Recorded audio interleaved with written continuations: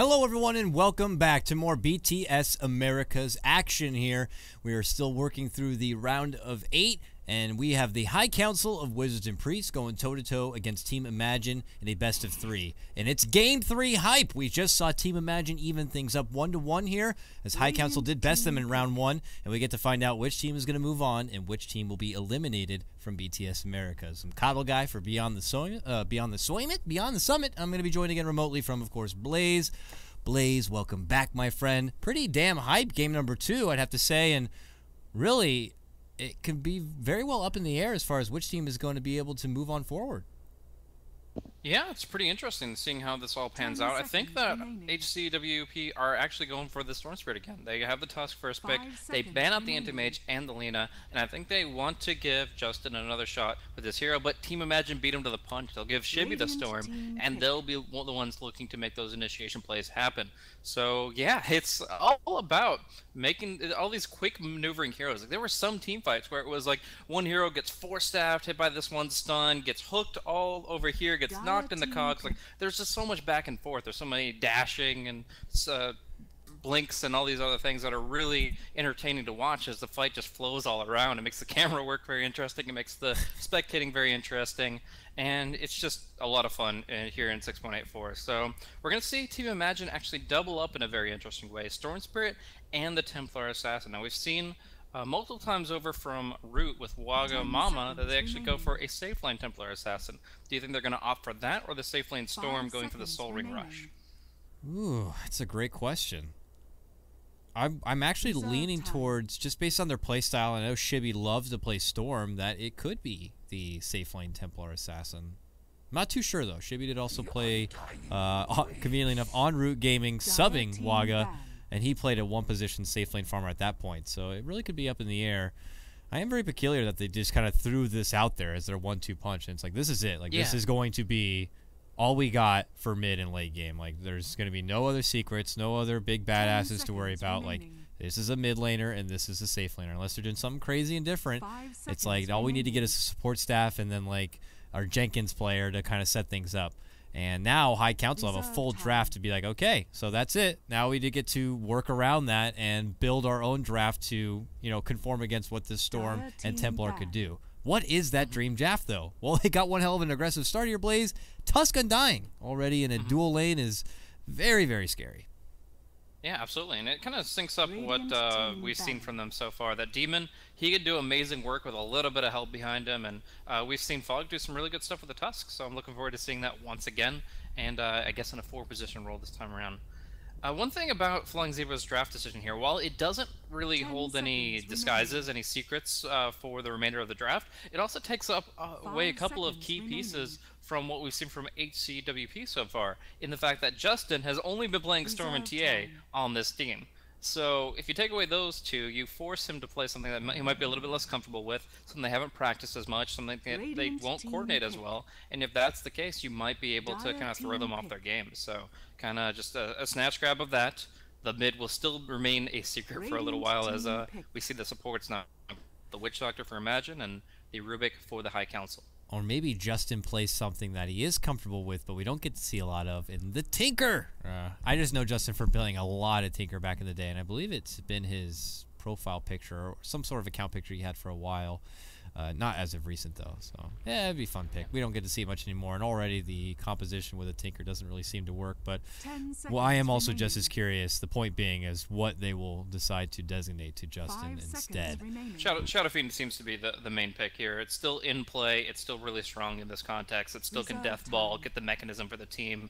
I would say, if anything, they're looking for the SF, which is actually his most played hero in pubs. It's Shadow Fiend, then Tinker, then Storm and TA. So you've got a pretty good working formula. I can imagine that. The alternative would be like a Queen of Pain. She represents a lot in terms of mobility, but I think the Shadow Fiend mech seems pretty good for their draft.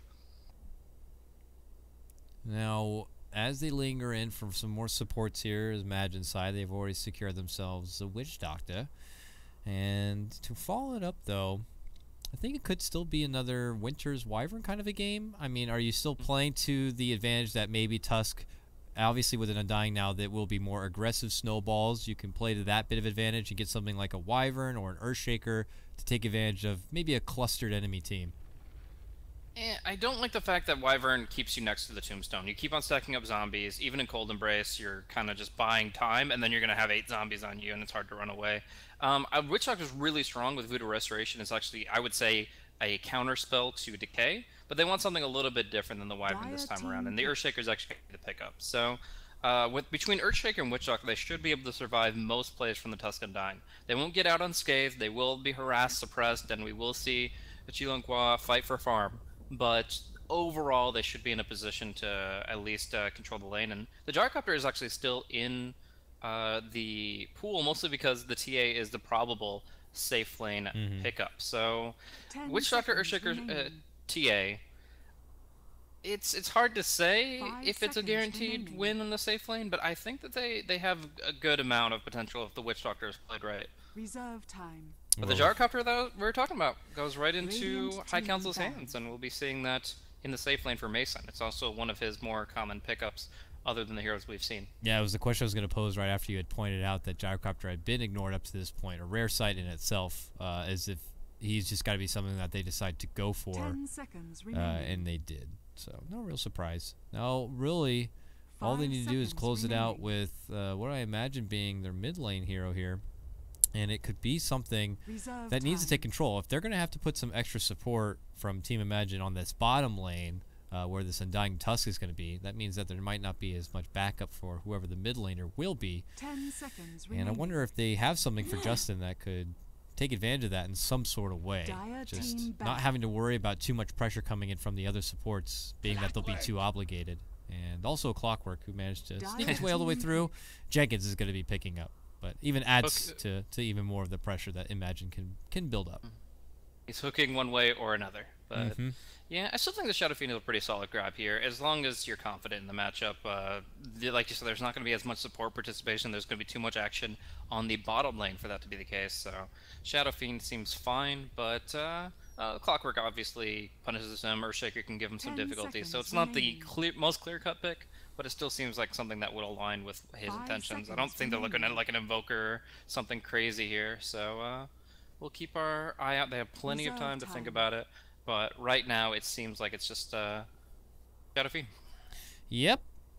Nailed it from the start. Only so many options left. I don't know if that's makes it a bit more obvious that maybe Justin's hero pool isn't too crazy deep, but nonetheless, it's a hero he's very comfortable with and should be able to hold his own here. And it's not predetermined yet. I mean, yes, Shibby is hopping on the TA, and we have Mr. KotLGuy hopping on the Storm Spirit, but which matchup do you think would be more ideal? Just putting the TA against the Shadow Fiend would probably be for the best?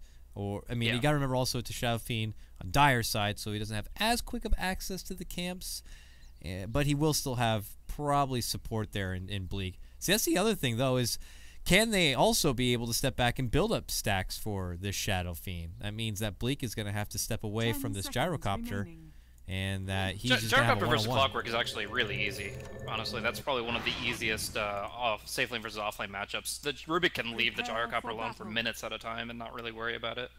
Alright, so it makes it easier for him to make those stacks, and that Shadow Fiend will be able to fall back on him. Okay. Yeah, because like the worst case is a Clockwork isolates a Gyrocopter, which he doesn't want to do in the first place. Like the Rocket Barrage versus Battery Assault is pretty balanced, and yeah, the Rubik does not have to have full participation in the safe lane. And probably will get some stacks out. In the meantime, I think it's better that the TA gets the mid, because Shibby will be able to stack for himself every time he goes for the top rune. And we mentioned the supports probably won't have time to do that, so Shibby kind of has the do-it-yourself method on the mid, whereas the Storm wouldn't really prefer to do that. So KotLGuy, safe lane Soul Ring, and we'll see these Earthshaker, Witch Doctor, how they kind of shake things down. And I'm curious, I imagine there's probably going to keep the Clockwork at the solo then in that lane. If he's able to put together a good strong start, avoid the any sort of confrontation of a Rocket Barrage from a Gyro and get some quick levels, if he's able to get that window of time where he can get it, maybe let's say a quick Blade Mail against this Gyro, he can make a good jump in and really put all that pressure back into his face before the really BKB good against Shadow comes up. Fiend too. Yeah, if he can get the timing there before BKBs come together, it's huge. But if he does a slow start, that window may not be open for very long. Justin's going to be able to snag up the top bounty rune. That will leave the bottom for the TA. So a mid rune apiece. Both supporters will block. Just checking all the boxes here, Blaze. Everything is undercovered. But what about bottom here? We had the early TP, and it wasn't for a blocking ward. It was just for a vision ward here. So they might see that the camp is not blocked and not even bother, you know, dewarding it. So at least for their offlane sake, they will always have that little bit of side vision to work with. Follow block from Jenkins here. He's actually going to block 2 melee creeps into the little nook there on the side. He should be releasing them shortly and go for like a 6 creep wave. And that should work out pretty well with what's going to be right under his tower. Well, he's going to pull it harder. This is kind of an interesting choice, because the creeps are going to go right to the tower, and he's got to kind of stick around. I guess he's just going to keep on doing this until they make him stop. He's just going to farm under tower constantly. Alright, might be for the better. Still working, because Bleak is like, well, I got to deal with the pull camp and make stacks and do all this. Like, he is going to be doing a lot of mileage here. The pedometer is going to go pretty damn crazy for him. But Gyro is going to be more consistent with the farm, and the bottom lane is the lane that we also need to really keep a sharp eye on here. This is our dual aggro lane here from High Council, the famous Undying Tusk lane here. And how many opportunities are there really going to be for them to try to strike? As they clearly show, don't even bother pulling against us. This is our pull camp now, and it's not going to be the easiest group to fight into. But you already mentioned about everything they have to kind of diffuse any sort of early pressure, a long-range fissure. They got the coconut now. But more or less, is it just going to be the High Council kind of, you know, getting an equal trade on this bottom lane? There really shouldn't be any sort of easy secured kills unless someone from Imagine maybe gets caught out of position. Yeah, I could see like a Fissure actually catching out one, like the Undying perhaps, but it comes down to him getting a single decay instead of 2 or 3 man. He has Enchanted Mango, lots of regen, so no, I think they're just going to get some good CS down here, but not, and they'll keep the supports bottom, but they won't actually really get too many kill opportunities on Qilong Qua. And I talked about it a little bit in the draft, but to go over it once again, Voodoo Restoration I think is one of the stronger skills against Decay. They lower your HP pool and they kind of whittle you down, but the less max HP you have, the more valuable heals are. And Voodoo Restoration is a very powerful heal over time, extremely cost effective at level 1, and you can just kind of keep it on while they keep on hitting decays, so that they're essentially full HP, even though that HP value is less. That's very true. Gotta be cautious though. The lower your health pool is, the more a shard will come in and hit you that much harder. Yeah. So if you're down below that threshold, could be a bit sticky, but I certainly agree they'll get more value out of the restoration factor. And I wonder if that will trigger them to kind of put more value into leveling up the Voodoo Restoration. Lately, we've also seen the trend of just the one value point and going all in with the stats for this Witch Doctor. Something that I've seen mostly from like 1437 in their Cloud9 play. I guess it's just to make sure they can get more durability out of him and he can last that much longer with the ultimate. Mid lane, though, look at this. Early rotations, your roaming Clockwork gets a little bit of a rocket poke onto Justin, and then we'll head right back. Man, if he kind of was able to recreate what happened with the Pudge in Game 2, man, that would frustrate Justin so much. But no smoke, no obviously really long-range abilities to get in position there. But nevertheless, goes for the attempt, as the creep wave is completely out of his control. But yeah, no, I think 4101 is actually pretty strong in most games, actually. It's just, in general, Maledict is... technically it can be a really good spell, but in practice it has a lot of limitations and it's not something you really prioritize. And as I said, Voodoo Restoration is as efficient at level 1 as it is at level 4. It's just about the heals per second, and when you're the one that's most worried about dying before anything happens, you might as well just get the stats and buff yourself up that way. Check out mid lane. Like 15-10 CS here for your TA to Shadow Fiends 10 and 5. So TA off to a nice confident start here. Going back to bottom though. High Council not really looking to muscle forward yet. Maybe around level 3 is when, you know, typically in your pub you're like, hey, level 3, let's get something done. Let's do something. I got my, you know, Decay at level 2 or Tomb at level 2. Looks like he's gonna put more into the Tomb. And now they have even more of a potent set of shards here. And there they will unleash. Newsham put perfectly into a corner here. Fog looking to commit. The Tomb has been dropped, and there's the kill. Almost perfectly on cue, Blaze. They move in. They find an opportunity to get a catch while they're making a pull, and they strike. Yeah, just comes down to being out of position there, and the Earthshaker gets punished very heavily for it. That was a great ice shards once again, now this time from Demon. And it just shows that these guys, Fogged and Demon, really know how to kind of find those openings. They've done it multiple times this series, and we can expect to see even more of it as time goes by. Justin is going to be getting his bottle out here. Has it coming off the courier, but won't be able to refresh it with the rune. Might just go for another bottle crow play. And it's just kind of a nuisance for him. He's not able to really stick to the lane the same way the TA is with her refraction, and she is already up 8 CS offensively with Jenkins invis. Oh, yeah, what the hell is the KotLGuy doing here? He's invis and he's back again, and oh, this could be devastating to Justin. Now they move on forward, and they're going to get him killed. And it is a bit of flashback from last game plays.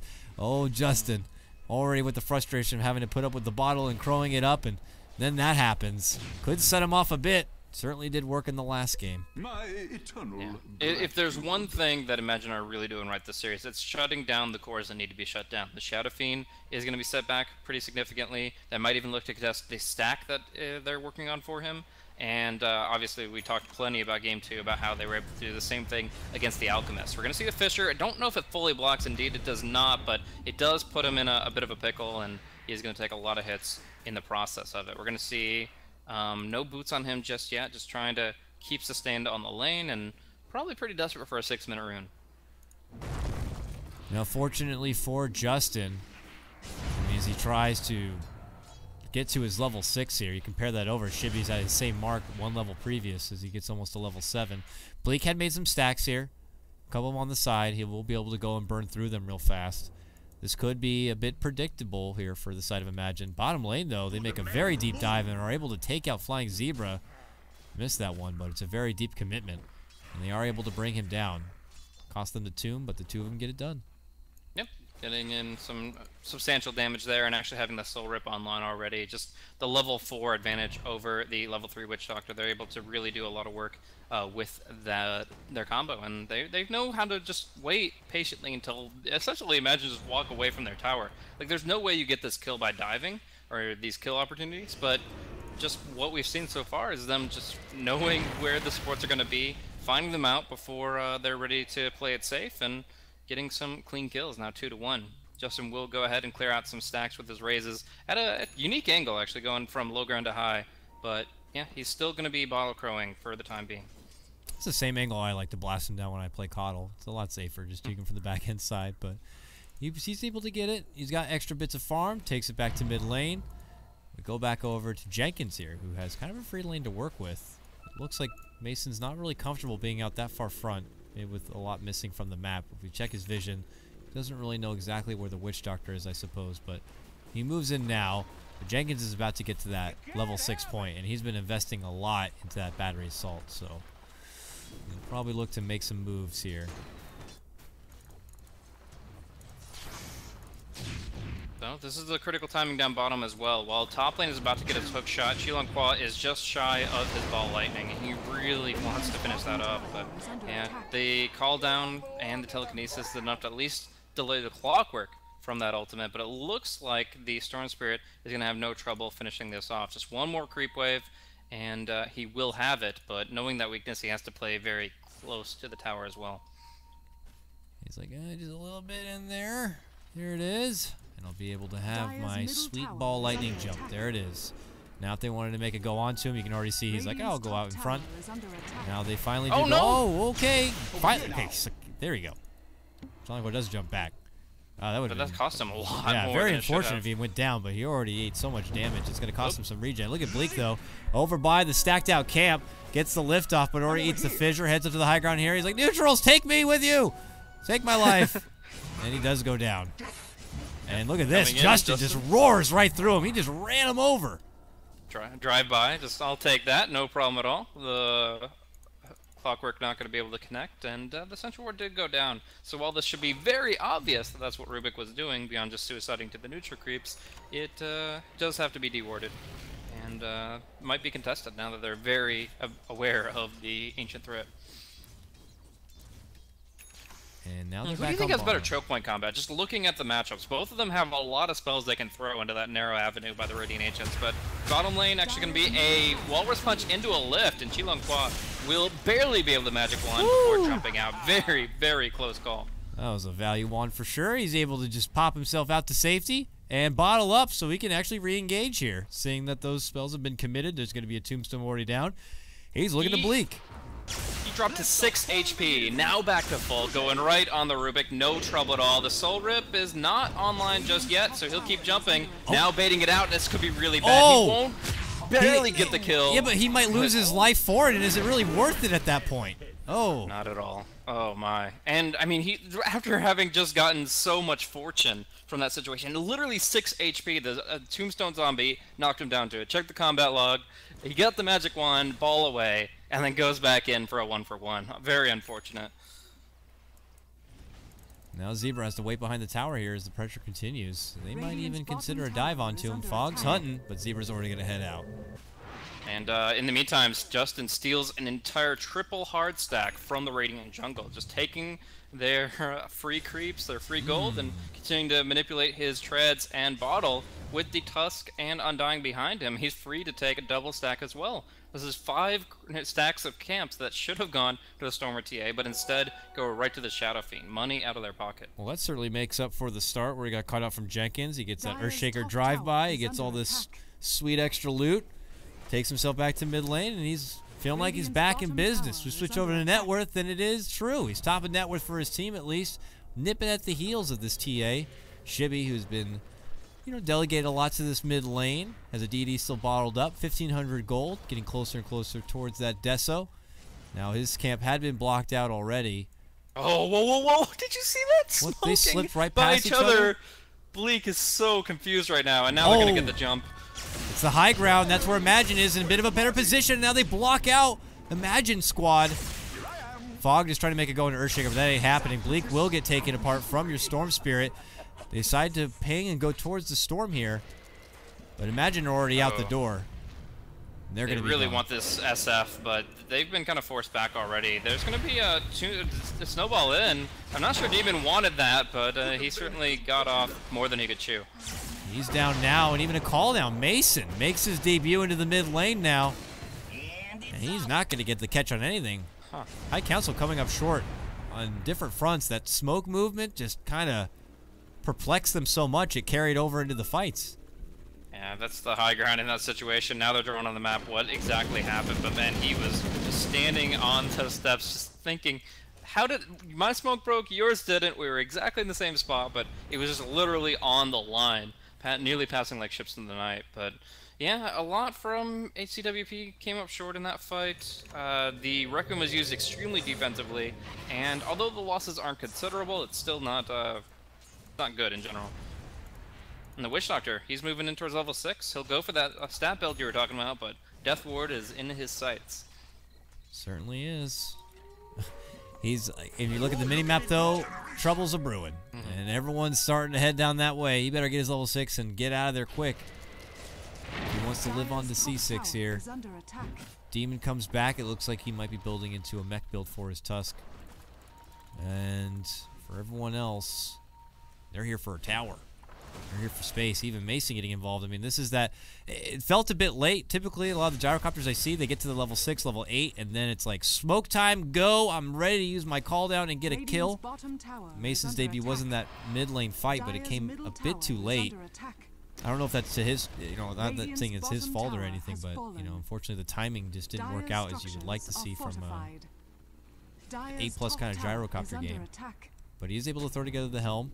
Going for the helm of the Dominator here. They get their tower bottom, and they're going to head right towards mid, and they're going to head right into trouble. Or is it going to be Imagine in trouble? Quick lift on the Shibby, uppercut, and it'll go right into Meld. Meanwhile, you got the lockdown here of Mason from Jenkins, and he's just happy to rocket barrage and rocket down all the way through. All three of them. Ultra kill. Okay, you know what, Mason? I'm sorry. I shouldn't have said anything. You've been playing fine. You came in now to make your debut, and it was a show. Instant ultra kill. He just destroys everything in his path. That's the caster anti-curse right there. You just set him up on a pedestal. Hitting so many heroes with that flat cannon call down, doing 2,700 damage at 13 minutes, and yeah, just cleans up all 4 as the zombies take down the TA's refraction. He takes all of them down. They cancel the TP. They lose another tier 1. At this point, what was an extremely even game is now skyrocketing in favor of High Council. One single play, one single jump in, and wow, that is insane. And of course, it was actually the Medallion Demon was going for, which he completes now, which makes Roast a lot easier. And conveniently are near the pit. They can go in probably and get her started if she wanted to. And it looks like they will. This will leave Mason with time to farm on his own. After already completing out the Helm of the Dominator, looks like Drums is going to be in order for him. And for Storm, he's just going to try to build up some split pressure here at the top lane as he tries to finish out that Bloodstone. But huge boost there for High Council. Big team fight, all going towards their gyro. It looks like they're going to get the Aegis here. It is scouted out from Jenkins, but this is not the time to try to be the hero and jump in and go for a hookshot steal. And Shoutfiend will be able to take the Aegis up. High Council in a commanding position. Okay, and now we're in an interesting position because the Undying is about to pick up the mechanism, which is the one thing that HCWP have been lacking, and it's because Justin went for a different build here. The Yule Scepter is pretty much a counter to the TA. Absolutely destroys her potentially, but he's going to actually just unveil it on to the Witch Doctor here. Big damage with the Requiem, cleans it up with the Raise, a little help from Demon there, and now this is their control over the map. In the meantime, top tier 2 will take some hits, but this is not a pushing lineup from Imagine, at least not until the Desolator comes online for Shibby, which means that they're not really able to do too much no matter how much time they put up here.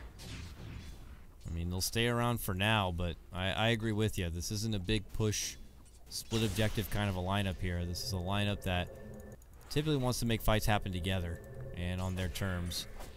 I don't know if the terms will ever come, though. It's going to be a bit tricky. Justin goes for a Yule's build up here. The flashier kind of a grab here for your Shadow Fiend. Do you think it was the right call? I mean, I'm sure, yeah, the mech is going to be in order for Fog, so you don't have to worry about the mech build up. But, you know, I guess a Yule's could help. Very good at being able to isolate this Storm when he makes a committed jump in, and you can take a Witch Doctor who's trying to do a Death Ward out of the picture, Clockwork out of the picture, and we get Spirit Bombs like we did there. But yes, we'll see as it continues to build up forward.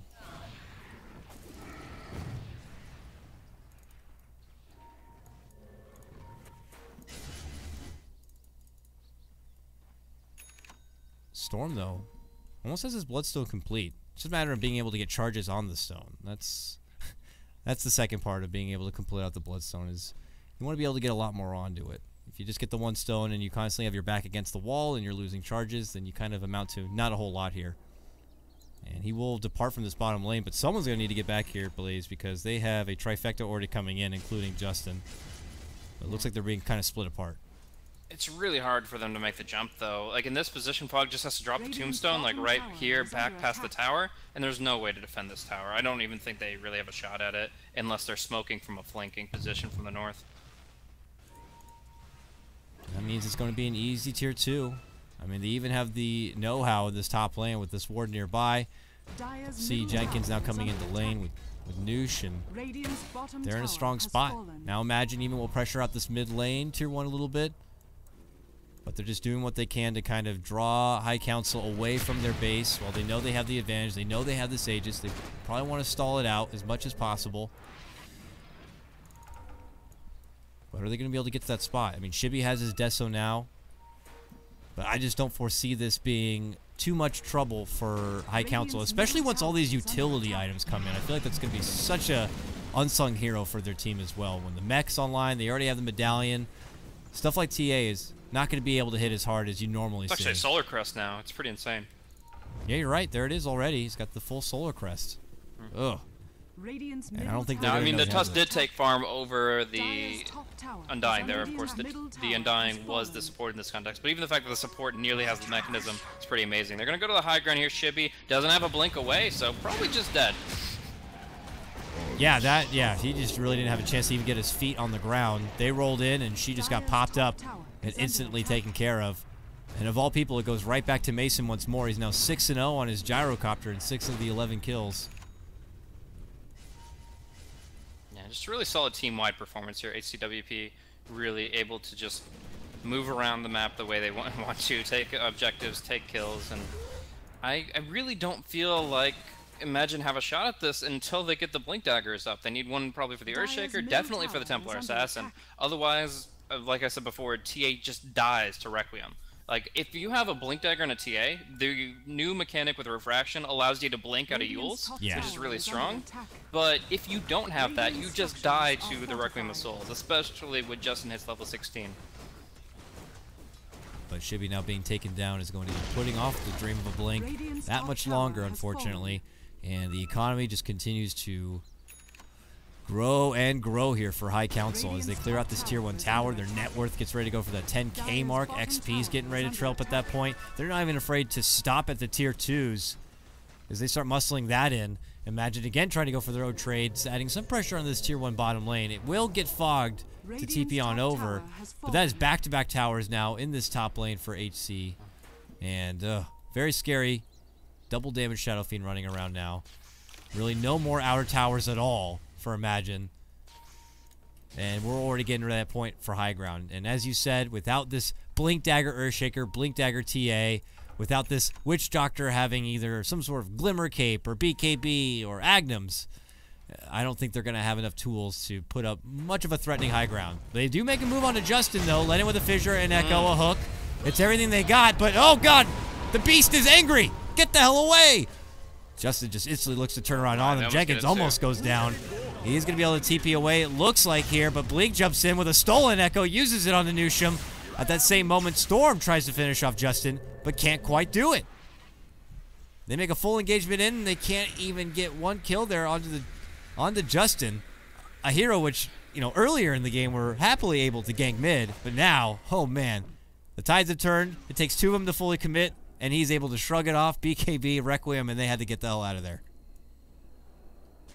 Yeah, I mean, obviously it's good that they were able to get away, just smooth TPs. There's some really good play in that regard, but it's still like disastrous that they can't do enough to their opponent, specifically the Shadow Fiend. They need to gun down. They do force a single BKB charge, but we're looking at a 30-minute game unless Imagine shapes up, and that means that losing a BKB charge isn't the end of the world for Justin. He's still going to be like 7 seconds and above for the relevant portion of this game unless something changes. Now, Shibby is getting great farm here on the Ancients with the help of this Desolator, the backup of his team, but I guess he just needs that Blink. The BKB is not bad either, but the Blink is what would allow him to kind of find openings that make sense with the team, you know, because we have the Storm, we have the Clockwork, we really haven't felt that impact. They've been warding very defensively, just kind of trying to control their own territory and wait out Aegis and such.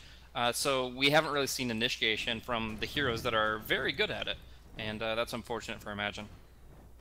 Well, you ask if unless something changes here for Imagine, I mean, what kind of situation would it be where they could change?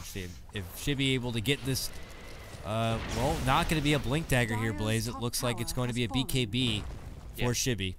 Got to go more defensive, at least on that front. But we already know their damage output doesn't seem to be anything too impressive at this point, at least for what High Council have as a comparison.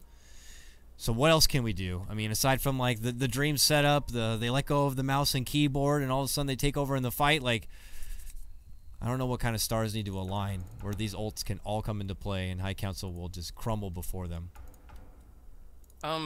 Step one is get more offensive vision. Get some form of control over the enemy's jungle. Find an opening on a core. You pick up a Gyrocopter or a Shadow Fiend, and you're in. You're in a position where you can get key items to continue to move forward. Right now they've been purely on the defensive, and if they continue to move around the map the way they have been here 22 minutes in, that's going to not change at all. Status quo, they're going to be just destroyed even on their high ground. But if they can find a smoke opening, if they can find a rotation that actually catches HCWP off guard, then they will find the income they need to really change things up. For now, though, the Dire Observer Ward in the West has helped out twice for the High Council, and it just, in general, it's been very predictable movements from Imagine, which means that they're not able to really use this heavy gank lineup the way they intend. And that means they'll have to continue just kind of moving as this little unit from lane to lane. They're venturing through the top. They'll head out their way towards the bottom here. Emphasis from both sides towards this Roche. Demon being in there now. Well, they'll continue to kind of stall out. Also, KotLGuy throwing together some good money here after completing out his Bloodstone. Yet to tarnish it whatsoever. Holds now 2,200 gold. Doesn't feel like he's going to be able to do your usual kind of Orchid buildup. Is it already time for him to consider something a bit more drastic? Like going straight for a Shiva's buildup? Or does he also need to consider something like a BKB in this particular game? I mean, it would definitely help against the Blink Telekinesis, but other than that, I'm not sure if the BKB would do much for him. Yeah, just Shiva's actually pretty solid. Like, invading pits and stuff like this situation would help a lot. The armor value is huge. Hex or Shiva's would obviously be the key items there.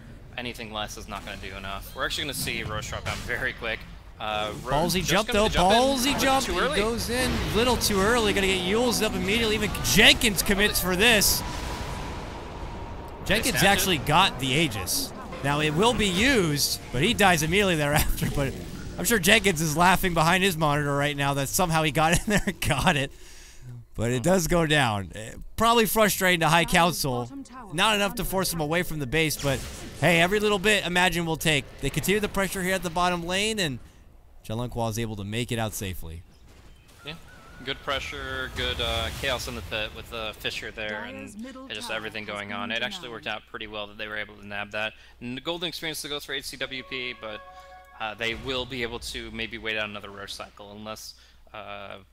I don't know. I mean, I don't see any reason for High Council to push through in the next 10 minutes. They can starve out Imagine the way this game has been so far. And it's, again, it comes down to smokes. Newsham has a smoke. They have one in shop.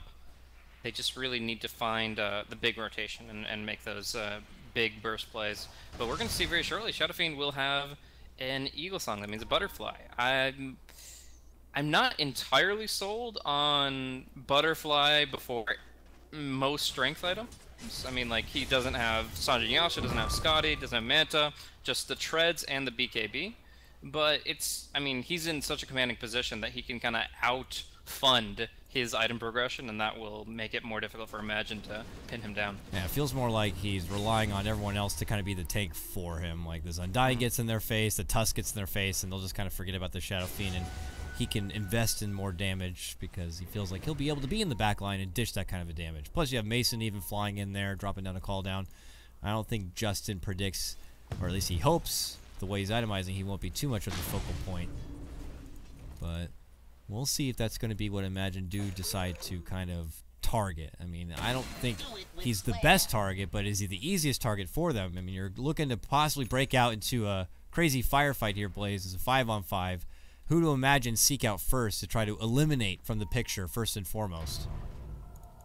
I mean, ideally it would be the Gyrocopter. You're not going to be able to stop the SF in a full capacity, so the Gyrocopter is a pretty big aspect. There are easier picks, to be sure, but if you're going to win a fight, the Gyrocopter can't be involved in a big way. Because we saw what Mason did when he just got to kind of do what he wanted, damage output-wise, and the BKB is going to enable that even further. So, yeah, I don't think they can really do that Miracle High Ground defense we saw from Void Boys, where they get like the Witch Doctor, Death Ward, and just that carries the game. They need more than that, and it looks like an opening that takes one or more of the two cores out of the picture. So Mason probably the easier of the two. Seems like a huge order here for Team Imagine, at least where they stand now. I want to see if they're going to be able to get it here, but they're starting to assemble anything they can. Flying Zebra with a point booster now as he just frantically looks to throw together that golden magical Agnum Scepter here. 4,600, man. Storm Spirit still holding on to quite the pretty penny. Saving up after that Bloodstone. Just maybe kind of holding out to see what the next big grab could be here. Mason does get the BKB. I don't know if he's shown it yet, because since he picked it up, he went right to the Ancient Camp. It could be something that the Storm is looking out for right now. But since then, he's also able to just blitz right through a crazy huge Ancient stack. And after just completing that item, he already has 1,300 gold. It's disgusting the amount of farm, and, well, better late than never. After completing the BKB, Shibby's also able to finally grab that Blink Dagger there, Blaze. So it was just kind of a reservation aspect where he didn't actually need the BKB. As you can see, he didn't use it once. But it's better to have it and not need it than the other way around. So, in the end, good pickup, good progression. Now they have the two key blinks, but they still need to find that opening. I'm expecting a Geometry Sight on HCWP very soon, if not already. Yeah, they don't have it yet, but Geometry Sight is definitely the next thing that the High Council will look to pick up. The highest council will find the gem and pick it up. The wizards will use it. It's decided. We head up top The lane. Grand Mage is really the best hero to have on your high council. Yes. It would not truly be a game without the Grand Magus himself. And I want to say it's something they frequently go for, because I feel like I've made that kind of a joke in a cast not long ago.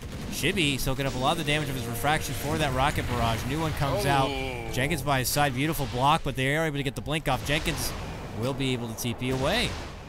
Oh, Team Imagine barely to skate out from trouble there. High Council quickly pounced, but not quick enough. Yeah, not exactly how they planned that to go, but all the same, forcing the BKB 10 from the TA is no small matter. Still just enabling them to continue to further their late game potential. Satanic looks like to be the next card for Shadow Fiend to play, and it's going to be a long road. I mean, he does farm fast, but he still has a lot of items that he needs. Now, finishing the Dominator, he looks for, I would say, the complete Satanic. I mean, what do you think? Do you go for any intermediary items there? Or do you just look for that raw HP and lifesteal? I wouldn't mind the raw HP. I mean, if you're able to kind of shrug off, let's say worst case scenario, they come in with an Echo mid lane, Bleak, a little bit of trouble. But he stole the meld, it looks like, and he's using it. But if you're able to shrug off, if they somehow get caught out of position, Echo comes in, and that first big slash from your TA, and he's able to easily shrug it off, pop a Satanic. There is really no second wave, second onslaught from Team Imagine. Once everything's committed, and if you stand strong thereafter, it's pretty much just your game to take. So I guess putting more security into getting the life and lifesteal, I think, is probably the best bet. Absolutely agree, and I think there's a lot of potential with it. The one item that the Storm Spirit did go was one that I thought about mentioning, but there's so many small spells to cancel that I'm not sure how valuable it would be. If it stops Bleak from getting telekinesis on him, great. But if Bleak just pops a Fade Bolt and then the telekinesis, then this linkage could be half useless. So potentially an amazing item that will save his life multiple times, and potentially just so-so. We'll see. But right now he's trying to finish off the tower, and he's going to get punched in the face. Long jump again, long TP. He'll be out of there. He's doing his damnness to frustrate High Council and keep them obligated with other things. Same comes from Shibby here. Even the top lane, he'll continue to pressure on out. And we see a lot of this from like Cloud9 play, where they have Ritsu typically out split pushing lanes, really adding pressure, and it forces a team who feels like they're just so much further ahead, feel like they're constantly running around dealing with tiny mice as the cats, and they can't really get them. They run to their holes and hide away before they can get their snack. So High Council just need to formulate some sort of game plan here to kind of break through all of that, keep these lanes pushed out, and be able to put the focus more on the Imagine side. I don't know what kind of item it would take or what kind of timing it will take for that opportunity to come, but they need to wait for it. Oh, look at this. Big Echo. Lead and Echo onto Bleak here. And it looks like they might be able to take him out. Yep, they got him with the Rocky. Try to hide under the meld again, but will not be successful. Imagine get their quick pick. It will cost them the Echo, but it's a grab on the Grand Magus nonetheless. Good stuff. In the meantime, Witch Doctor just trying to farm up a few jungle creeps at a time. 6 neutrals down in the past minute. It puts him that much closer to the Aghanim Scepter. I am not as confident about the Aghanims this game as I was about the last time we got to see this, but it mostly comes down to what heroes he's up against. He's going to be channeling that up against Tusk, up against Rubik. Even the Yules from the Shadow Fiend could really ruin his day. So overall, I'm not fully confident he'll be able to get it off, but if he does, there is a chance that they could absolutely wipe the floor with High Council defending their high ground. A chance, a chance. And if High Council let that chance happen, could prove to be a pretty long game for them.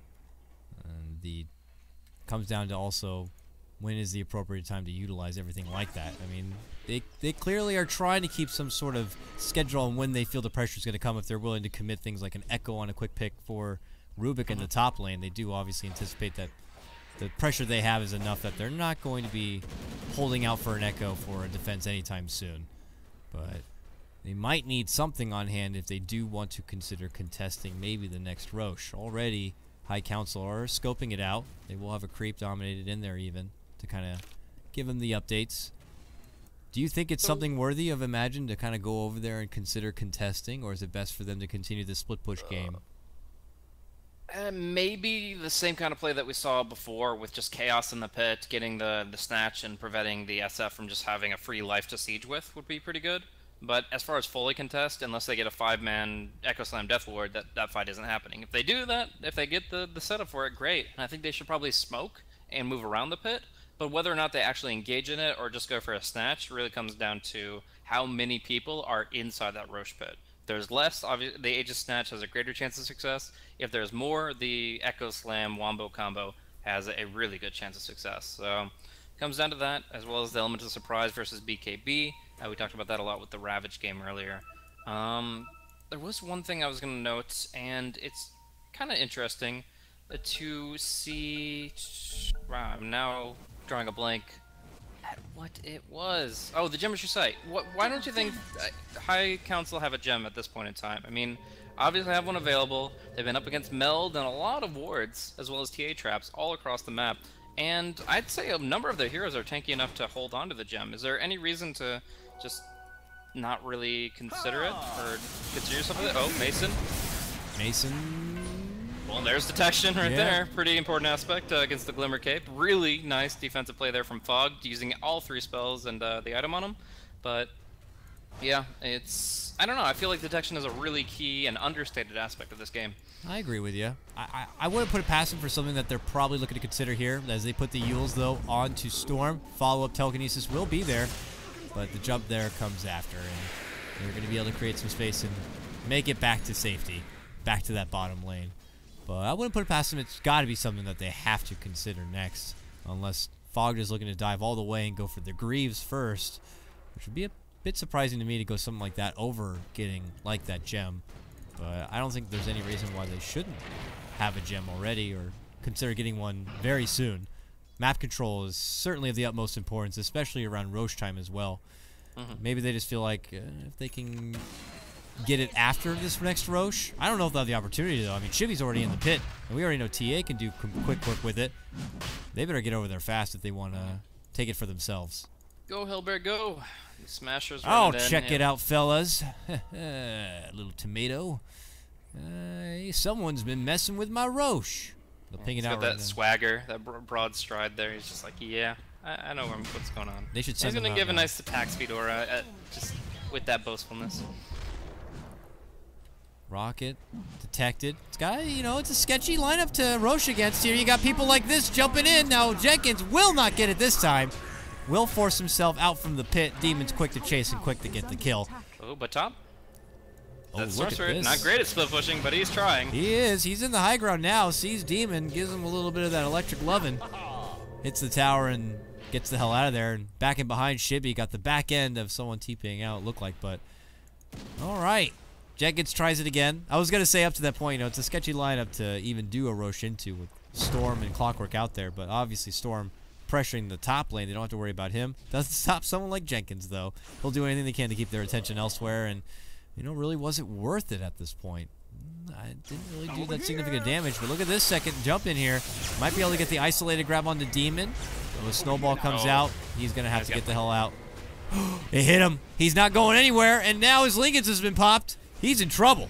And Justin is just going to right-click him on down. That was the last bit of his blue juice to do that kind of a jump there. And he's just going to rely on a bit of regen now. Shards out. Nips him on the end. And look at that. He still has enough to get away. Close call, but still just gets the distance there. Obviously, the Tusk stays alive. And actually, Demon's going to be going for a Lotus Orb here. So that's pretty interesting, seeing a spell like Paralyzing Cast being reflected back, or echoed back, rather. And then, of course, the potential for Electric Vortex to do the same. So that much otherwise. There's one Force Staff. And is that it? That is it. You said coconut. Yeah, cask, right? Yeah, that's... Yeah, that's not much, honestly. I mean, other than that, if Storm is to get a sheep, which he is building next, ulti orb. Sure. But yeah, I agree. I mean, I guess it's nice against stuff like Cask and Shackle Shot. Like, they kind of move slow enough where you see it coming, you can quickly double tap and reflect it right back and create some fun little plays. But more often than not, a lot of players and teams, it feels like they're putting value on the Lotus Orb just for its purging capabilities. And there's not the craziest amount of purging capabilities here. And I don't know. It is a pretty expensive item for no stats at all. He's just getting armor out of it and that, you know, little bit of mana and the activation. Yeah, maybe he just wants as many active items in his inventory as possible. It's just trying to skill up the class, which is already an insanely difficult hero, Tusk, but... But they do get the gem, though, and it's unfogged. And after he does complete it, he does manage to grab it, so yeah. Knew they'd get it eventually. And now they can kind of put Team Imagine in the dark. That would be nice. KotLGuy and Justin have been playing around for like the past minute up here on the top lane, just 1v1, trying to, I don't know, go for some unvouched callouts here or something. But with the Liquids versus Yules, there's really not much to be done between the two. And Bleak, however, stocking up Invis, will scout it out, and I think they should be able to combo it up with Demon. Fade and lift. Oh, he doesn't get the lift. Demon's moving forward. There's going to be the snowball. He continues to keep jumping here. He has a TP, but he's running low on mana. Oh, he tries to go for a crafty play, and it doesn't. Oh, it works. Oh, Bleak TP'd in, and it looked like he was almost close enough to lift. This Storm Spirit, man, he has got 9 lives. Well, look at this Shibby. The rocket's already out. They even commit the Tombstone here. BKB TP. Bye-bye. It's cost him a charge, but he does make it away with his life, and Team Imagine continue to be very slippery here. The High Council's Butterfingers. Man, it's just been shenanigans these past few minutes, these past few kill attempts. In 38 minutes, we've had quite a bit of action, a lot of engagements, and in the end, only 18 kills in total. 5 to 13 here. It's just been a lot of kind of slipping through the cracks here for either side. Just a lot, especially from Imagine. They've been very evasive, and they've been kind of drawing the game out nicely. But in the end, they haven't really made productive damage. Like on the tier 3 tower, it's still extremely healthy, and finally the Gyrocopter claims that Satanic we were talking about. So MKB, BKB, SNY, and Satanic, as well as the Cheese. He's pretty much ready to fight anything. I have almost reached my final form. Mason put on a... We'll see if he can fight anything, because that's what they're going to be throwing at him. I'm beastly, but I got to get the hell out of here. He quickly breaks through the cog and retreats back to his friends. Didn't even bother turning and firing off one shot. Just did not like that spot. And now he's got to feel a bit on edge here. That spot wasn't even warded. It was just that brief little catch right there from Jenkins. Look at this. Possible re-engagement. High Council turn back towards this mid lane. Now they get the Yules onto this Earthshaker here. He's running. He's running. Trying to make it away. Enchant Totem onto 2, but the Rocket Barrage is already on out. He needs some help here. He's going to get forced, blinked, and he's back in base and getting some help here from Flying Zebra. Again, right through the fingers. Okay, finally they bring someone that can deal damage to towers up to the top lane. It is still up against Demon's Tusk.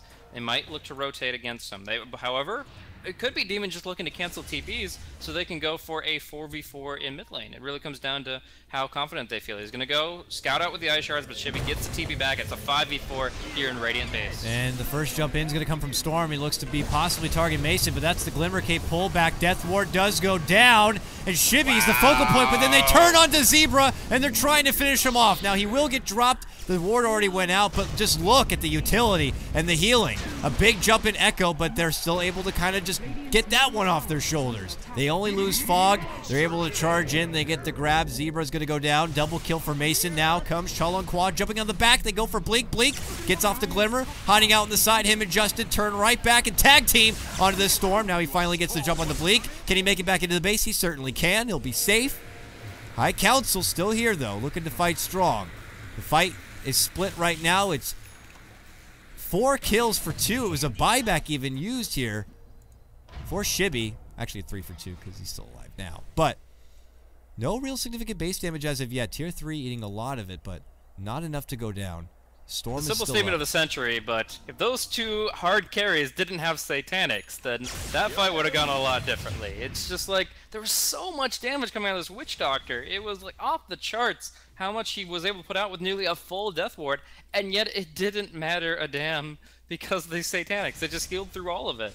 And both the Gyrocopter and the Shadow Fiend, he was able to use their Satanics. Afterwards, they licked their wounds with a Cheese and Satanic in the jungle. And they're just like, you put so much damage in, and it just doesn't churn out any results because at this point, critical mass has been achieved by the Shadow Fiend and the Gyrocopter. How long must they wait before they go back in there? I mean, if they're if they're going at him with critical mass and they're still not able to really break into the base, I imagine. No, it just came down to the buybacks there. I think in the next 5 minutes they should break the base. It's not even, they don't even have to wait that long. They have the best chance of engaging within the next 5 minutes when they don't have to worry about the second TI. It just feels like the trend of a lot of these games is when I feel like they're like, well, this should be when they go. They need to get there. You know, there's a window now where they don't have these ults or they don't have these buybacks, and they should really strongly consider urging over that way. But it seems like they can frequently get caught up with some other business here. You already see pressure coming in at the top. But so what is this little guy doing here? What is this creep having a vacation for? Who gave him the day off to hang out in the picnic in the jungle? It must have been maybe a cog bump. I don't even know. Yeah, you got little guy's never going to be able to see the heat of battle. Maybe it's for his benefit there. But just maybe. I'm not even sure. The cogs would only knock back the range creeps, so this little guy's a mystery. Maybe a shard, maybe a bad shard bumped him in. High shards, yeah. That would do it. That would probably do it. Poor little guy was at the wrong spot at the wrong time. Nah, Earthshaker, who am I kidding? Earthshaker hasn't been here for the past 40 minutes. There's no way he fissured that. Well, they step back, imagine. Oh, they got the catch on the storm here, it looks like. Demon jumps in Walrus Punch. And now he's in frantic mode. Whoa. I can't even keep him on camera. He just, I don't know where the hell he went. He's like a little squirrel who gets trapped inside your house. He was like, oh, god damn it, get out. And he quickly just finds his way back. Gonna hit in the face with a rocket, but otherwise pretty good, and create space for Shibby to do some poking and pushing, but the tower stands firm at full HP. So, I mean, the Hex versus Lotus Orb, it's cute from Demon that he won't be easily initiated on by the Storm Spirit anymore, so he can kind of play that defender on the top lane more efficiently. But I still don't know if it's putting them in a position to just end the game. That's all they really need to do, is find a time where they don't have one of their lanes knocking at their racks so that they can go and take the oppositions. But so far it's been either the TA or the Storm up there, and he's been unable to repel them on his terms. Well, at least for now, they've been stalled out long enough that the Roche is back up and he must go back down. Get that new Aegis, and that might be the tool that'll take him over up into beyond, into the high ground to end this one out. But this is Imagine's moment. Jenkins, I don't think he's going to be looking for the valiant heroic play this time. But top lane again, the pressure's coming. This could at least force Heist Council to go back, get the lanes back to an equalized position, and then move on forward. And this is just Imagine just holding out, continuing to item up, and hope for the best in one big high ground defense. Unless something happens here, someone gets caught out. There's a pull back. This is very reminiscent of when Jenkins got that hook onto Mason, but this time there's no hook. They already committed an echo, and they can't finish him off. And now look at this. They're on the chase here. Rocket's already out. Nusham has no TP. He's got to run back the good old-fashioned way. High Council are going to chase, but I don't think they're going to be able to get their catch. But that's an echo down. Now maybe High Council should just make a push happen. No echo? I mean... It seems pretty convincing. I mean, they have to be a little bit worried of the chance of like getting chained disabled and the Death Ward hitting on good targets. Like the last fight obviously isn't the best example because the Death Ward only had the Shadow Fiend in range and only could bounce the gyrocopter. So it had a like 35% chance to miss in the first place, and then the other 65% only hit 2 heroes instead of potentially 5. So all in all, I mean, maybe not the best example of his full potential. Oh, KotLGuy though. Okay. There's the Hex play. Solo pick onto Bleak, but will it cost his own life? Nope. Who are you kidding? This guy is a troll master. Like, he is able... This entire game is an example of what a... And really just wants to annoy people. And that's what he's been doing so far for High Council, but we're going to see them push to the high ground this time around. And it's going to be on Imagine to do everything perfect to repel them. With the Echo Slam still on cooldown. Yep, 45 seconds at that, but Jenkins will hook in, and now everything will look to break out now. Mason goes in all cylinders, pops the Satanic BKB, he's a glowing ball of doom. As he continues to shoot on forward, Jenkins going to quickly get manhandled and taken apart. Shibby's going to be forced back and away. Nusham waits back, blinks in, gets a good fissure connection here. Fog's going to get glimmered up, looking to retreat away, but he eats a lot of that side damage. They will get the first life down here of Justin. They finish off Fog. KotLGuy diving in deep right now, looking to get a hold of Mason, Demon, and everyone else waiting behind as Justin is going to get almost finished off. Snowball, there he gets dropped. Imagine hold here. And it's going to force High Council back and away from the base. It's 2 buybacks for that hold, and High Council will lose 3.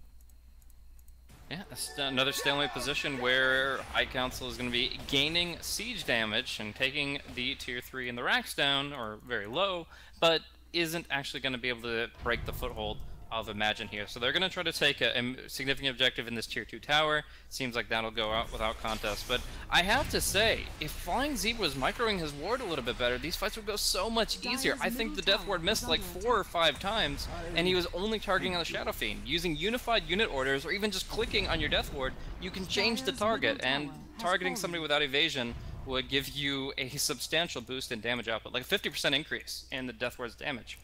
Yeah, I'm trying to think from his point of view. You're dropping down the Death Ward, you know, you got to make sure you toggle the heal. You don't want to Ruby getting an easy, you know, Death Ward.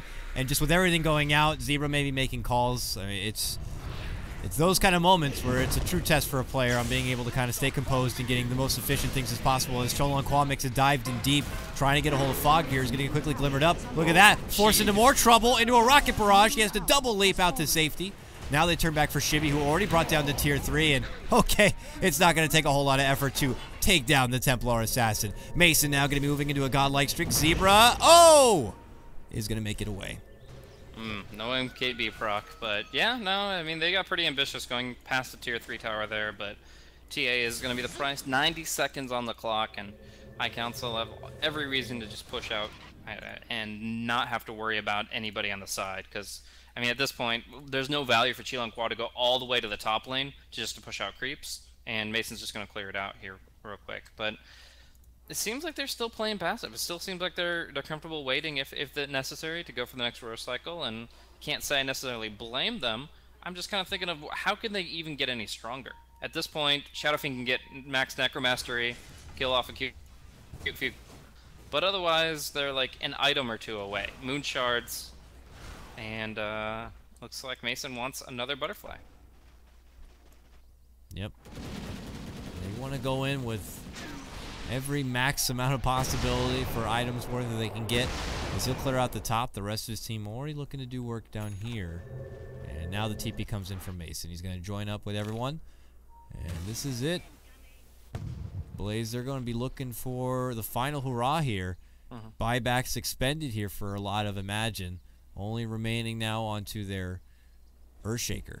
Shibby also has one. They're not going to smoke yet, so they're not. Their Earthshaker will be visible here, but he's still going to look for Fisher, maybe Blink Echo. I just want to delay for the TA, so it seems that High Council won't be able to break the high ground fully, but this Echo is really the only thing that can be the game changer here. Let's see. Oh, for now, though, High Council very spread. They're just going to have to play it nice and slow without the benefit of an Aegis. It's not as easy to have someone kind of siege. Mason will do any little bit he can, but now he's forced into the base. And they're not going to be able to capitalize on that. He just turns back now. They'll even commit the tomb at this point. This tier 3 is going down. They have no glyph to stop it. They're not going in to finish it quite yet. They hand over the tombstone. All the meanwhile, Storm continues to push out this mid lane. This means he will TP back, I assume, which means he won't have a TP for a jump out from the fountain. Look at this. High Council, they're not going to be pushing any longer. They have a couple of people stepping back, pinging out the Roche. I don't know when it'll be up. It's not going to be up for another 3.5 minutes. Yeah, I saw the analog timer, and it's like, it's not pretty in terms of upping the tempo of this game, but maybe they're hoping somebody will make a mistake, pull forward, jump out of the base. For now, Justin's just fluttering around. Yeah, he literally is. He'll move in now, though, and we'll see. Imagine already have a heavy emphasis on defending this bottom lane with all these traps already out. And it is more feeling like High Council are just waiting for a bit of a misstep. Not about going in there and having a recreation of what happened mid lane. If they wait too long, the buybacks are going to come back, and that could just very well happen again. Sure. Well, we see one now on the Storm Spirit back. TA, we already know, had one. And yeah, I mean, honestly, the buybacks that we're looking at probably aren't the most valuable. The ones that aren't available, I mean, the Clockwork buyback, I mean, he does have gold for it, but are you going to do much with a hookshot on cooldown? And the Witch Doctor buyback doesn't have the money, and isn't going to see that anytime soon. So I wouldn't say the timer is the factor. It just comes down to getting out into a position where you can do something relevant, and we might just see a hook shot here. Justin does not have the BKB up yet, and he's going to get chain stunned. Pulled back, bumped back, and he's dead. Imagine move out from that bottom lane, and they're rewarded with a good pick on the Shadow Fiend. Now they consider maybe rolling out. Fog's going to have to TP back to base, and a frantic Team Imagine are going to head on over. They'll see Roche is not up, but it does give him some time to at least get a trap in for now. Ooh, Jenkins gets a nice convenient invis. You see Mason, who just commits the call down. There's a chance to pick off the Rubik, but nothing of the sort for against the Gyrocopter. I kind of feel a little silly for talking about how the Dire could end the game by 30 minutes, and now we're here with the longest game of the night, 52, 53 minutes in.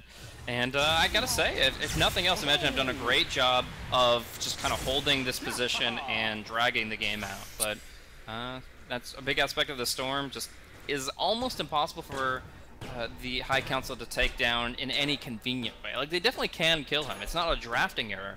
It's just, if Imagine want to split push, Storm can do it with almost no risk to himself. Poses a good question that I want to ask you now. I'll have to keep eyes on this top lane, though. They've already sent out the rocket here for Storm. The reason, like, a game like this is taking so long where you feel like one team... Alright, now hold it. They got the lift onto him. He will be able to do long jump and TP, and that's Storm Spirit for you. You never know. A Valiant Demon Blinking uppercut and too short of a jump. Who knows, right? But he is able to make it back in a way. But because these games, and a lot of them as of recent, especially in the American region, where it feels like one team is just that much further ahead, but they can't quite get the finish. God damn it, oh, look at this. Huge three-man echo from Nusham here. A follow-up hook from Jenkins, but Justin, satanic, and gets all of his life back. Turns it right over and around. Shibby's going to be going down. Jenkins is able to TP and get the hell out of there. And they make a move on for Nusham, but he's got that Glimmer Cape. He's on the run. He does manage to make a blink out. And, oh, a valiant effort from Team Imagine. A good opportunity to open up with an echo, but not everyone else was there, and it just was not enough. If the last hit from that TA delivered to Gyrocopter before it healed to full was had a refraction charge on it, or was she doesn't have the crit on her, she sold the Crystallis material. So if it was a MKB bash or if it was a refraction hit, it would have killed the Gyrocopter. Instead, he lives with 96 HP at minimum, and then instantly gets healed up by mech, by everything, and yeah, that's just unfortunate. I mean, they put a lot into that. It could have been huge, but instead 96 HP is the difference between life or death. Top tower is under attack. Roche to come up here any moment, I'd imagine, as they continue to split push here. Demon will keep his eyes on this Storm, who's just like, hey, cool, tier 3. I'll just slowly, very slowly. I mean, Blaze, he's not doing any damage at all. He keeps going back to 402, for God's sakes. He's like, backdoor. Eventually it'll come off. Demon moves in now, though. Uppercut. And he might be able to still bring it down here. He's got the help now from Flying Zebra. He gets it down. Demon's going to be holding him in place because look what's breaking out on the bottom. They get through. Tier 3 dropped, and now the damage starts coming in. This Rax is in big, big trouble. They're going to be rotating back. There he goes. Storm Spirit from the fountain moves on in, but is going to get lifted thereafter. And there's going to be the stolen. Oh, it's just going to be an overpower here now. They double back. Storm jumps back into the base. This Death Ward, it's hitting Mason, but it's not doing enough. He's just able to kind of stand strong. Echo, there it is. Moves in for Justin. Justin's going to be able to get puffed out of place. Glimmer. And he walks back. High Council get the tier 3 down. Can't get the racks down. And they're still on pursuit here. They're going to get the pull on the Bleak. Cheese is eaten, though, from Justin. Requiem out. Now they turn back. Storm has no more mana to make it back in a way, but Shibby wants to stand strong. Pops his BKB. Right clicks down Justin. Justin's going to be taken apart. Double kill for Shibby. But look at Mason go. The flat cannon unleashes, and they're going to be able to take out Shibby. Now he's bumped back. Zebra looks to help out. Demon shows up. They snowball in. They want to get Shoal on Qua. They turn back for Zebra. They're going to get the uppercut, and it's going to be a double kill for Fog now. Very close calls, but once again the Satanic comes through for Mason. He's able to hold that position, even though it was a lofty exchange 2 for 2 there. So it seems like TA is no stranger to death, just manning up with the refraction as best he could. But at this point, High Council, they're actually starting to waver in these fights. Now, as far as the building trade, once again, they triumph. They finish off the mid lane, they take the tier 3 bottom, as well as some hits on the melee racks. But it's still just, it's not as clear-cut as it used to be. And it comes down to the fact that Demon can't be there. He has BOTs. He wasn't involved until much later in the fight than he probably could have been. And I think this is the time, yeah. Divine Rapier comes out. Mason, he says he's had enough of this. He has still 6 seconds on his BKB. He has the evasion, he has the lifesteal, everything he could want, and the moon shard even. He is going full buyout, no buyback required, because, you know, what's the use of buying back without your Divine Rapier? I love it. He is now the machine. Look at this hesitation here. Rocket flies, connects. We'll still give them the intel that it's being done and half on life here, but no surprise going against the clock, going against the storm. Don't want to risk it here. Oh, they see the rocket and they deduct that he's right there. They jump right over and they get their clockwork. Now it's a bit more comfortable. They're going to move right back in and try to finish off the Roche. Look at this, though. Little Storm Spirit. He is trying to be a real pain in their ass. He goes right to the mid lane, starts poking at this Rax, hops back it away, and Demon is the exterminator here, trying to keep him out from the base. He's just doing everything he can to keep him distracted in a way. Alright, this Aegis to cover up the Divine Rapier should be the big pickup. Once they can do that, they just walk up to the high ground. So Aegis is there, Cheese on the deck will be picked up for Fog, though he won't be able to TP back to defend. They leave the Sanjin Yash at the pit and they go for the throne is the game plan here. They don't want to kind of joke around too long in this position. They've already brought it to a 58-minute long game. They have started to lose a few fights and they don't want the game to keep going that direction. So they are going to be looking to push forward very shortly with this gyrocopter. They just need to get their lanes back under control, and I'm wondering if they can do that with what the Storm has been able to accomplish. I mean, he's got a lot of gold here, and given that he's going to be holding a chunk of it for his buyback still, I wonder what he needs to consider getting, if there is an end-all be-all kind of an item. Is there something worth investing in to kind of enhance this kind of split pressure? Necro 3, probably. Yeah. Might just have to here. Elimination game. And this is your best chance. Did you go to like the Necromanta build and have it on the courier that's like hiding just north of the tree line? But at this point, I feel like that's something he could have thought about doing like 10-15 minutes ago. Now he's looking for a Abyssal Blade of his own to try to pin down the Gyrocopter and steal his Divine. Ooh. But the Lotus Orb is going to counter this. The Scythe and the Abyssal both will be countered by this Lotus Orb, which, while it wasn't great a long time ago, is now amazing. Is he going to have to use it, though? He already made a committed move onto Fogged here. A follow-up from Jenkins. Meanwhile, the Echo will make a move onto Mason. There's the Lotus. It reflects back the cask. That's the Aegis. Already be expended.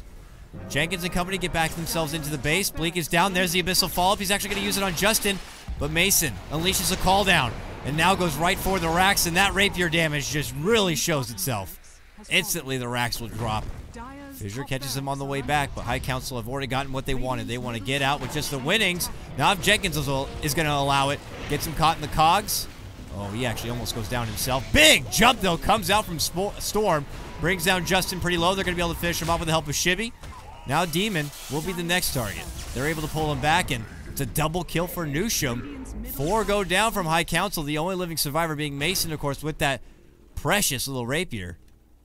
But they get the Rax. This is insane. Just looking at all the numbers of this patch and looking at the duration of matches on average and your minimums, your maximums, what we're looking at is an insanely high duration of Dota 2 here in 6.84, and it actually is going to be a great way to kind of pseudo close out the patch. Obviously, we still got another week before we get our hands on sink our teeth into those notes, but right now we have a 61-minute game with this Divine Rapier Gyrocopter that isn't clearly in their favor and is going to be heavily contested here in the next few seconds. Already a buyback from Justin. Gets High Council a bit percolated here for defense. Here comes Team Imagine now. In a final game 3, hurrah here. They're already down 2 sets of racks. They got to get the most out of this push now. 1 rack's already down, and they hop immediately to the bottom. And they certainly got the sieging power with this TA. Shibby goes to work. That tier 3 is going to be dropped. Now Jenkins jumps in, looking to butt back. Follow up, Echo. They're going right for Justin here. Abyssal Blade followed up.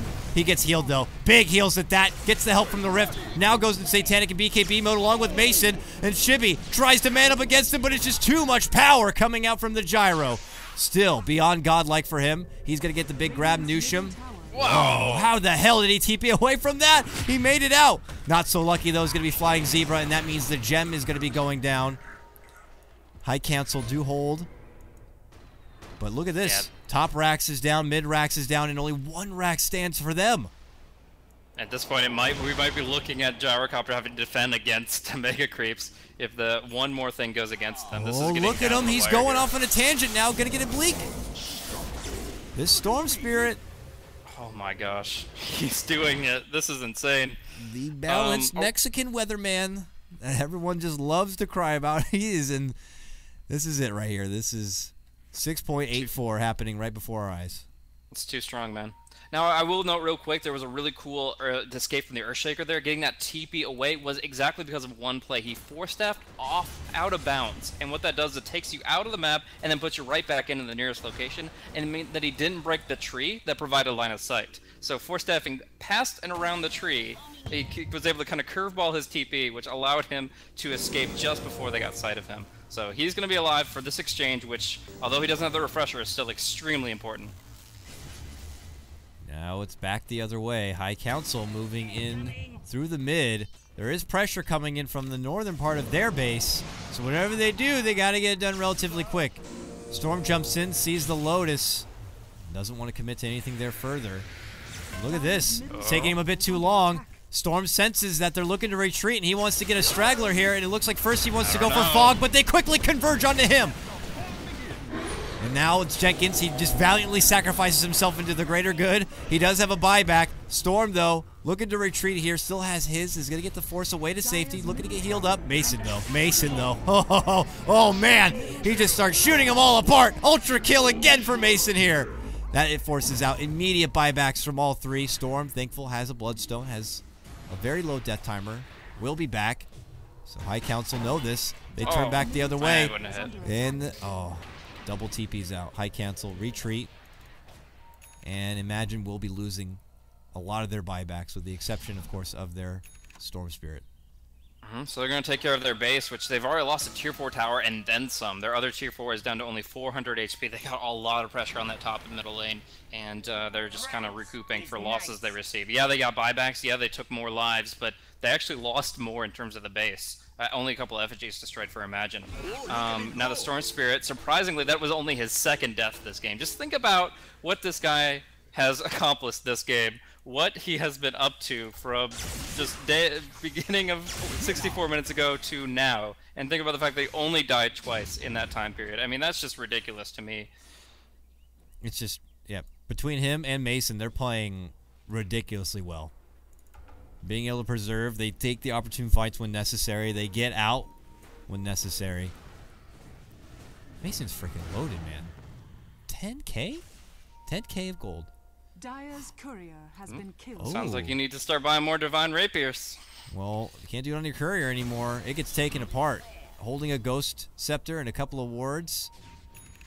No, other one. Ultimate Orb and TP Scroll. Oh, I clicked on the wrong person. Ulti Orb and TP, you're right, yeah. Little Drodo going to be taken down now. And here comes Imagine again. Back the other way. Even though their buyback's down, they want to have the pressure on the other side of the map. That way they still have time to recover if necessary. But will they get the benefit of someone branching out from the base of High Council here? It does not look like it. What a tense game. Game 3 out of all things. So there will be definitely some people asking who this guy is, this Storm Spirit player, Qilong Qua. That's an alias, otherwise he is like Mineski fanboy, and he is their new one-position player replacing Shredder. I think they talked about it quite a bit in one of their interviews at TI that I watched, but it's he's been really pulling his weight. Like, people question because he was kind of determined in the scene. He really hadn't been able to show much for himself, but my goodness, has he just ratted the hell out of this game. There's been a lot of those for this, I guess you can call Dota season, pretty much since TI5. Your Wars, your Ritsus, your Biryus, your Miracles, and now your Meniski Fangays and stuff. And how are they going to be? These are what many may say rookies. Sure, they've been around, they've been playing in their in-house leagues, they're pub stars in their own right. Catch most of them on the leaderboard, if not the top of the leaderboard, but we never really got to know how would they compete in a real competitive scenario along with 4 others in a team. And at first, Meniski Fangay, we didn't see anything too crazy big, not comparison of like what Rich has been able to do for Cloud9, but this has been definitely a spotlight performance for him as he jumps in mid lane. They see the Mason, pops his BKB and Lotus, and they pull back. They're going to wait for it to expire before re-engagement. Yeah, they want these 2 Divine Rapiers, though. They get the Hex on him, but now Qilongqua is out of position. Very big. They're going to turn right onto him. He will have the buyback, and he will need to use it 40 seconds otherwise. Jenkins full committed in. They might get Mason down. No, he turns back. He's got the Satanic on, and now they can't make the pullback. Oh, he Lotuses himself. He puts the Abyssal Blade onto himself, and now they're going to right-click him down. Oh, they got the Maldic, though, and it's over. It's over. The base was taken down all behind their back. Team Imagine have just won. I did not even see the base going down. Oh, man. Tusk trying to defend, almost pulled aggro, but it just was too much damage received. They popped the glyph the last time the Radiant Creep Wave just pushed that far, and now they just didn't have enough in them.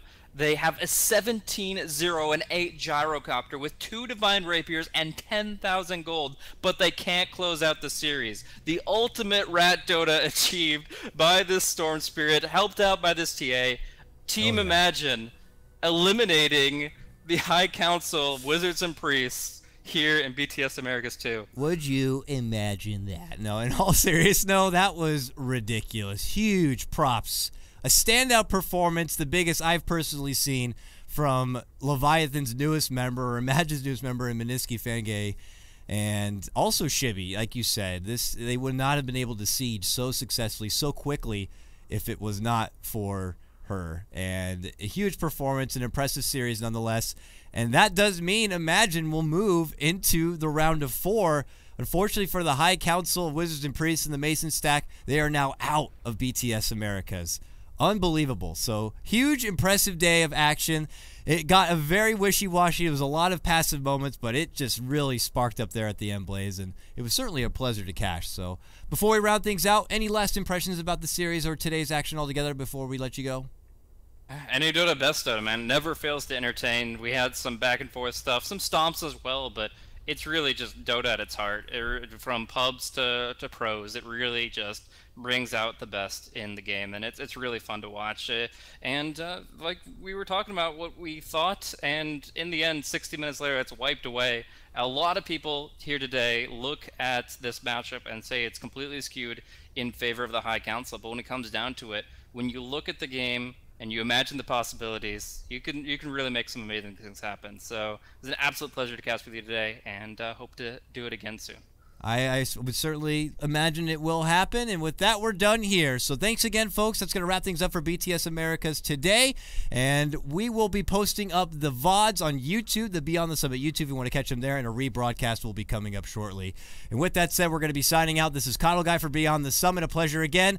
And, of course, Blaze, thank you so much once again for joining me. Catch him over on his Twitter, @BlazeCasting. Folks, we'll see you again soon and tomorrow for more BTS Americas action. Take care.